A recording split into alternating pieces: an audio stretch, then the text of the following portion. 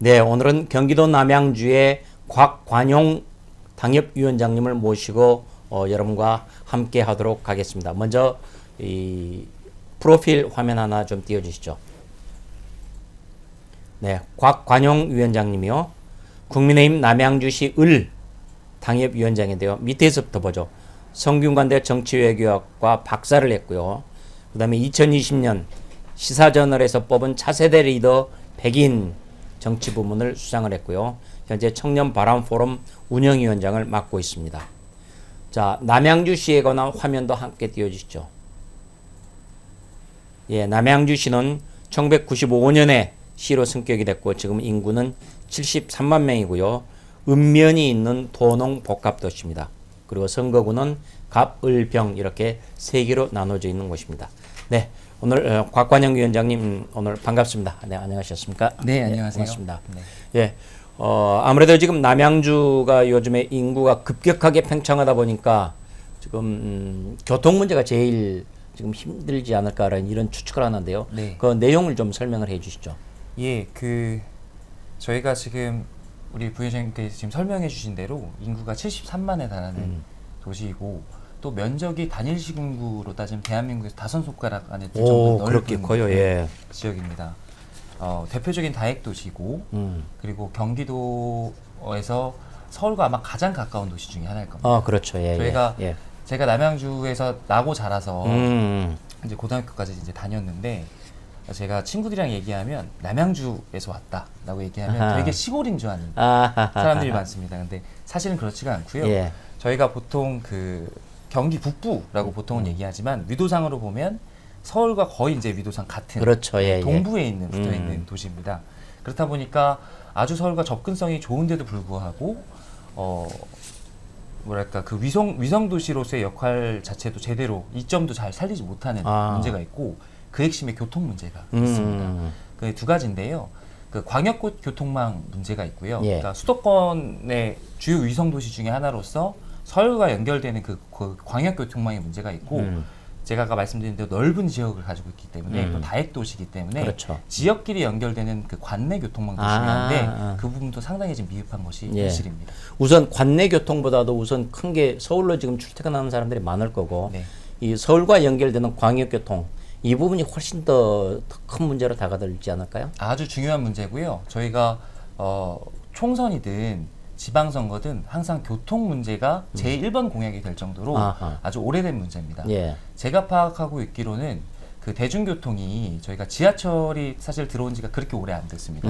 그것도 저희가 지역 내 불균형 문제가 얘기될 정도로 일부 지역에만 편중이 되어 있고 제 지역구 같은 경우도 얼마 전까지 거의 아예 그냥 그 별내 중앙선 하나 말고는 지하철이 없었는데 다행스럽게 최근에 이제 진접성 개통이 확정이 돼서 3월달에 개통 예정이거든요. 예. 그것도 세 차례 연기가 되고 이제 겨우겨우 시운전을 지금 시작한 상태인데요. 요것도 좀 기대를 하고 있는데 여전히 시외버스나 뭐 잠실 하나 말고는 서울의 전 지역으로 이렇게 다닐 수가 있어야 돼요. 잠실 하나 말고는 사실은 용이하게 갈 수 있는 그런 수단들이 많지 않아서 좀 어렵습니다, 실제로. 그러니까 큰 방향으로 봐서 지금 동쪽으로 나가는 강원도 쪽으로 나가는 지금 무슨 선이죠? 경춘선. 예, 경춘선 쪽이 하나 있고 그리고 이 강동, 이 잠실 쪽으로 빠져나가는 라인이 하나가 또 있고 큰 축이 지금 두 개로 지금 형성이 돼 있죠. 네, 맞습니다. 그런데 이제 거기다가 조금 더 이제 다른 노선들도 좀 보강이 돼야 된다 이런 얘기일까요? 맞습니다.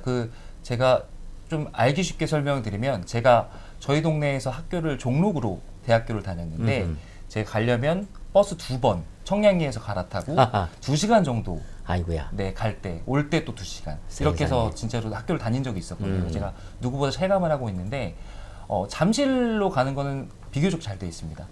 오히려 강남권으로 가는 방법들은 여러 개가 있는데, 제일 취약한 건 사실 강북과의 연결입니다. 제가 지금 학교를 다녔던 종로라든지, 그다음에 뭐 강북구, 수유, 그러니까 도봉이랑도 아주 거리상 가까운데 대중교통을 타고 가려면 삥삥 돌아서 가야 되는 그런 문제들이 여전히 산적해 있죠. 우선 필요한 게 지금 철도망보다는 이 대중교통 문제, 버스 문제 이 부분이 어떤 식으로 풀려나가야 될 거냐 이게 지금 남아 있는 문제군요. 네, 맞습니다. 그렇군요. 자, 이번에는 이제 또 저기를 하나 좀 살펴볼까요? 이 굉장히 인구가 벌써 70만이면 굉장히 급격하게 지금 팽창이 되고 있는데 그렇다면 제가 지금 있는 이곳 안양 평촌도 상당 부분이 배드타운 이런 얘기들이 많이 나오는데 거기는 지금 상황이 어떻습니까?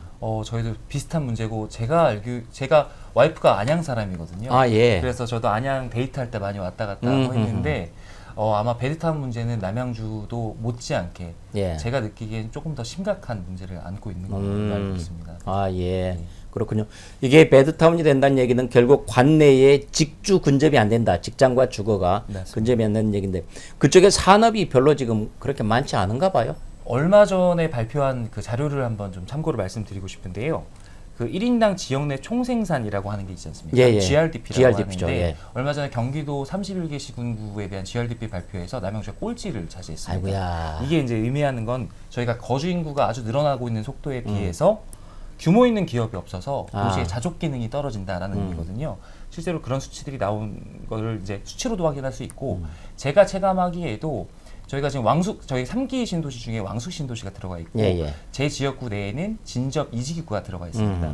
얼마 전에 이제 수용 반대 관련해서도 많은 논란이 있었는데 그것과는 별개로 이 설계 단계부터 보면 그 주택을 많이 수를 공급하는 데만 너무 집중한 나머지 도시에서 기본적으로 자족할 수 있는 어떤 그 대규모 첨단 산업이나 이런 것들을 유치할 수 있는 계획이 병행돼야 하는데 거의 저희 지역구 내에 있는 지금 택지지구에는 전무한 상황이라서 오히려 지금 가속화되지 않을까 이 배드타운화가 그런 걱정을 하고 있습니다. 도시를 건설할 때는 이 아파트만 지을 게 아니라 직장이 또는 그러니까 사무실이 들어올 공간도 막 같이 만들어줘야 되는데 그런 대목들이 굉장히 취약한 모양이네요. 실제로 저희 지금 제가 살고 있는 곳은 별내동이라는 신도시인데요.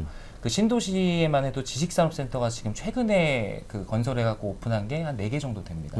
남양주 전체로 한 13개 정도 지식산업센터가 있는데 제가 좀 알아보니까 공실률이 한 50% 정도. 아이고 세상에. 그러니까 저는 사실 이건 비전의 부재라고 생각하고요. 그렇죠, 예. 컨셉 있는 발전을 해야 하는데 이게 지자체의 문제인지 혹은 이제 지역의 국회의원의 문제인지 제가 뭐 일일이 말씀드릴 수는 없겠습니다만은 난개발까지는 아니어도 정말 컨셉 없는 발전 계획들을 세워왔다. 그걸 저는 이제 문제점이라고 생각하고 있고 각 지역별로 어떤 비전을 가지고 발전을 우리가 이끌어 나갈 것인지 그런 정치적인 합의들이 지금이라도 조속히 좀 이루어져야 한다라는 문제의식을 가지고 있습니다. GRDP가 가장 낮고 또 공실률이 50%나 된다는 것은 대단히 심각한데요. 맞습니다. 그러면은 당장 거기 지금 시장이랄지 국회의원들이 나서야 될 텐데 네. 어떤 노력들을 하고 있는 거예요? 그 저희가 산업단지, 그러니까 첨단 산업단지에 관련된 발표들은 있었고 그리고 지금 새로 저희가 왕숙 신도시라든지 지금 현재 막 그 건설이 이루어지고 있는 다산 신도시라든지 그런 쪽에다가 지금 말씀드린 스마트 산업시티나 이런 것들을 유치할 계획은 발표를 하고 있습니다. 근데 사실은 저희가 산업단지가 그동안 없어서 이런 문제들이 계속 발생해왔던 건 아니거든요. 일례로 저희 진관산업단지 같은 곳들도 있었는데 문제는 어떤 직종들을 어떻게 유치하고 그렇죠, 어떤 예. 어드밴티지를 줄 것이냐라는 구체적인 계획이 있어야 하는데 그런 계획들은 사실은 보이지 않습니다. 저희 지금 이미 구성되어 있는 산업단지들을 보면 산업단지 내에 있는 영세한 중소기업들이 거의 대부분을 차지하고 있고 실제로 우리가 지역 내에서 그 고용을 창출하고 수익을 창출할 수 있는 고부가 가치 사업들은 사실 적극적으로 유치를 하고 있는지 잘 모르겠습니다. 아마 지금 현재 있는 산업단지랑 비슷한 양상으로 흘러갈 가능성이 크다라고 저는 개인적으로 좀 보고 있습니다. 지금 이제 뭐 굴뚝 있는 제조업에서 지금 굴뚝 없는 스마트 산업으로 전부 다 지금 바뀌고 있는 이런 상황인데 맞습니다. 그렇다면은 이 국가에서 또는 공공에서 시에서 건물을 주고 그렇다면 그 임대료를 대폭 낮춘다 할지 기업이 들어올 수 있는 어떤 인센티브를 주고 세제 혜택을 준다 할지 뭐 여러 가지 것들을 방안들을 인센티브를 주면서 발전을 시켜야 될 텐데 그런 구체적인 노력들이 안 보인다 이런 얘기네요. 지금 말씀 주신 게 저는 정답이라고 생각합니다. 왜냐하면 제가 이제 30대의 지금 정치인인데 저희 또래들의 지금 구로공단이라든지 서울에 조금 비교적 싼 동네에서 조그맣게 스타트업이나 이런 업체들을 운영하고 있는 친구들에게 훨씬 더 삶의 질은 사실 높거든요. 그렇죠. 신도시로 오면. 근데 이쪽으로 와라라고 할 만한 유인할 그 어떤 유인 정책들이 필요한데 그런 것들은 보이지가 않죠. 그러니까 어마어마하게 큰 어드밴티지가 있지 않는 이상이야. 협력업체도 다 서울에 있고 고용을 하기에도 서울이 훨씬 더 좋은데 그 친구들이 그 어드밴티지를 버려가면서 남양주를 남양주 새로 막 지어주고 있는 아주 깨끗하고 넓은 이런 지식산업센터로 이주할 이점이 있겠냐는 얘기죠. 그렇죠. 예. 그러니까 바로 이제 그런 대목들을 풀어내는 게 지방자치의 이 본령이라고 지금 할 수가 있는데 네. 결국은 지방자치의 경쟁을 통해서 우리 도시로 오라. 우리로 오면은 훨씬 더 잘 살게 해주겠다. 이익을 나게 해주겠다. 이렇게 해야 될 텐데 지금 이런 그 선의의 경쟁들이 참 부족한 듯합니다. 네, 정답이라고 생각하고요.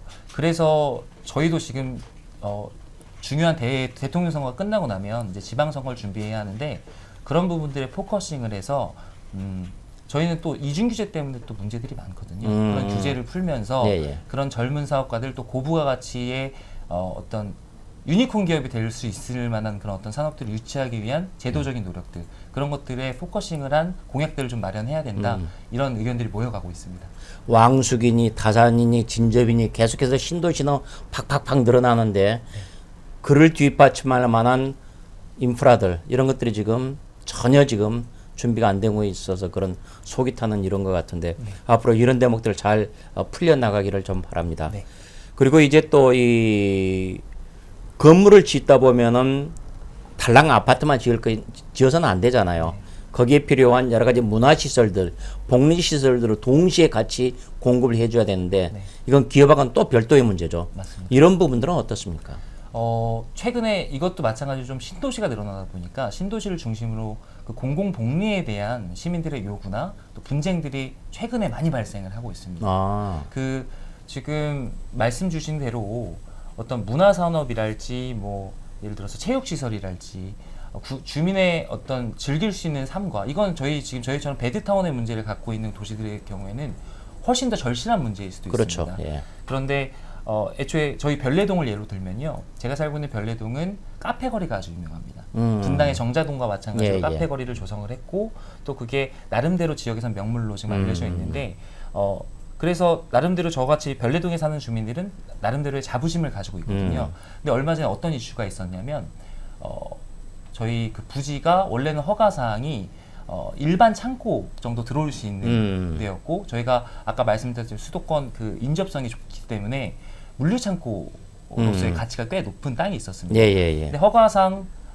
종합 물류센터, 대형 물류센터는 들어올 수가 없는 땅이었는데 당연히 주민들도 좋아할 리가 없죠. 근데 거기에 일반 창고로 들어온다고 업체가 허가를 내고 허가를 받아서 공사를 진행을 하다가 이게 시민들이 좀 불만을 가지고 파보다 보니까 이게 물류센터였던 겁니다. 그래서 허가는 일반으로 받고 실제는 물류로 지금 운영을 하는. 그렇게 의심을 하고 있고 시민들이 정말 총궐기에서 투쟁에 나섰고 그게 벌써 한 2, 3개월 됐습니다. 그래서 지금 다시 재검토하는 절차에 들어갔는데 그럴 정도로 시민들이 본인의 삶의 질과 직결된 문제들에 관심이 많고 또 거기에 대해서는 적극적인 행동도 불사하는 그런 움직임들이 신도시에 특히 젊은 사람들을 위주로 좀 많이 일어나고 있는 상황입니다. 물류 창고라면은 그렇게 고용 여건은 그렇게 크지가 않잖아요. 그렇다고 볼 수 있죠. 큰 창고만 있고 짐만 좀 들고 나고 하고 나머지 이제 컨베이어 벨트로 통한 자동화 시스템으로 거의 다 처리돼 버리기 때문에 물류 창고가 사실상 덩치는 크지만은 고용 여건은 별로 없는. 바로 그 지점에서 시민들이 이거는 우리 지역의 공공복리와 전혀 관계가 없는 정말 기업의 이익만을 생각하고 그 기업의 이익을 추구하는 과정에서 우리 아이들이 또 이제 통학하는 길에 화물차가 지나다니고 뭐 이런 문제들이 있기 때문에 여러 가지 불만을 강하게 표시하고 있는 상황이죠. 이 허가 사항하고 실제 상황하고 이런 차이가 나면은 이런 갈등 같은 것도 이런 것들 지금 앞으로 잘 풀어야 되는데 시에서는 이 부분들 지금 잘 대응하고 있습니까? 처음에는 시에서는 잘못이 없다. 법적으로 문제가 없이 허가를 내준 상황이기 때문에 우리는 더 이상 검토할 게 없다는 입장이었다가 저희 당도 포함해서 강하게 이제 총력 투쟁에 나서니까 최근에는 어느 정도는 잘못을 시인하고 있다고 제가 알고 있고 그래서 이걸 어떤 방식으로 좀 다르게 풀어가야 될지에 대해서 고민을 하기 시작했습니다. 근데 여전히 여러 가지 허들들이 있어서 조금 진행되는 상황은 봐야 될 것 같습니다. 이런 문제 해결에 의해서 현직 국회의원들은 어떤 역할을 하고 있습니까? 그게 좀 답답한 지점인데요. 저도 현장에 나가서 처음으로 발언을 했을 때 이 문제는 정치적인 해법이 필요한 문제이고 그리고 주민의 이익과 직결된 문제이기 때문에 우리는 지금 현직 이제 민주당 의원이시니까 초당적으로 협력하겠다라고 말씀까지 드렸는데 사실은 조금 미온적으로 대처를 하셔서 불만들이 아주 많은 걸로 알고 있습니다. 국회의원들 같으면은 가장 중요한 것이 자기 지역구의 유권자들의 목소리인데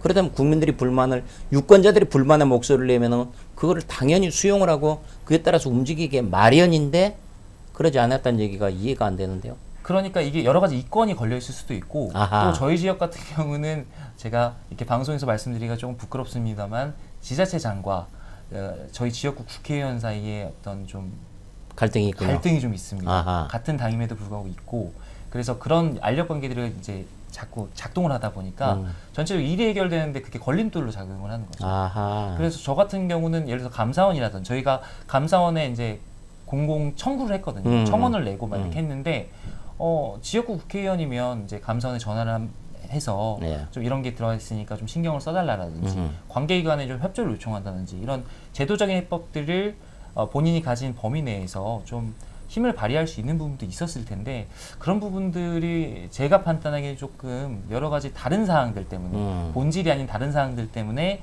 뒤로 좀 밀린 게 아닌가라는 감이 있습니다. 아하, 그랬을 가능성이 크겠네요. 예.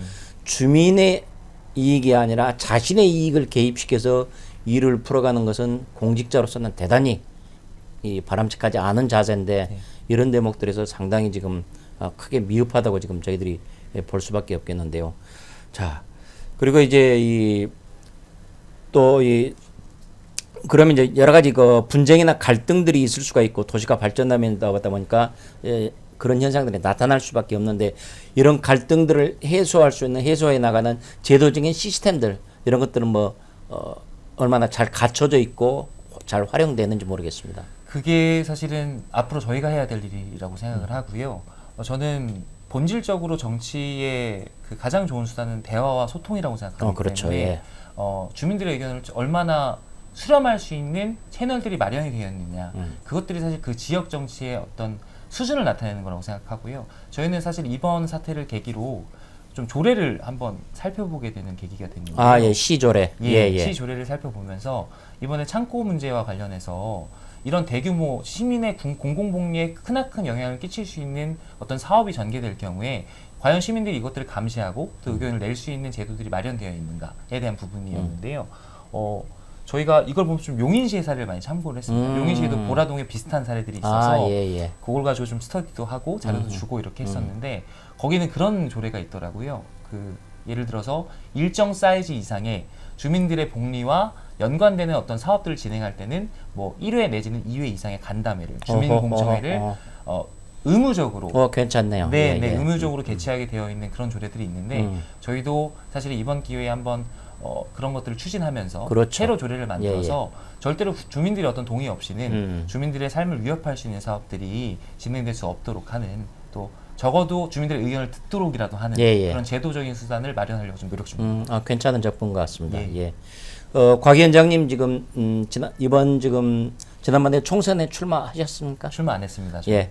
그래서 지금 다음 다가오는 이제 총선이 아마 첫 출마이실 것 같은데 젊은 나이에 이렇게 지금 정치에 뛰어들으셨는데 그래도 나름대로 뭘 하고 싶다라는 그런 소신이 있을 거 아니에요.